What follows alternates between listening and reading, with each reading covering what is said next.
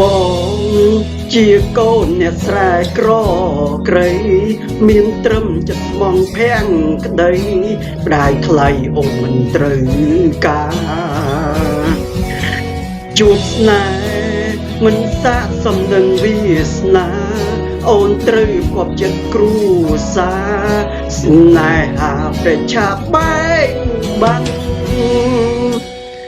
ត្រូវទៅមុខឬដើរថយក្រោយព្រមម្ដាយអូនលាបងថាអាក្របីគ្មានសេះសល់អ្វីក្រៅពីសំបកខ្លួនជីវិតរស់កប់ក្នុងភូមិមានឈ្មោះជាកូនអ្នកស្រែក្នុងដីសង្ឃឹមអ្វីចង់ឲ្យរូបស្រីរូបបែបប្រា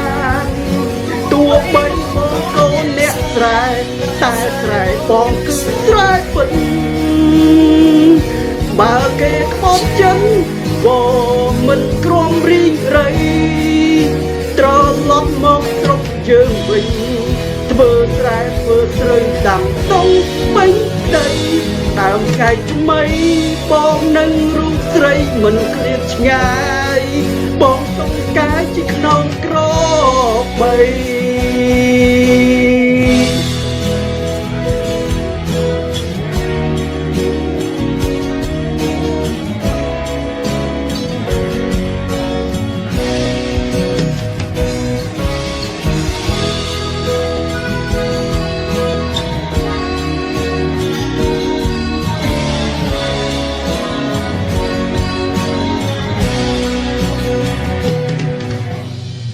ត្រូវទៅមុខឬដើរថយក្រោយ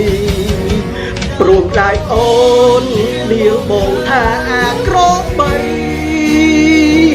គ្មានសេះសល់អ្វីក្រៅពីសំបកខ្លួនជីវិតរស់កប់ក្នុងភូមិមានឈ្មោះជាកូនអ្នកស្រែក្នុងដីសង្ឃឹមអ្វីចង់ឲ្យរូបស្រីរស់ក្បែរប្រាណទោះបីបងកូនអ្នកស្រែតែស្រែបងគឺស្រែពិត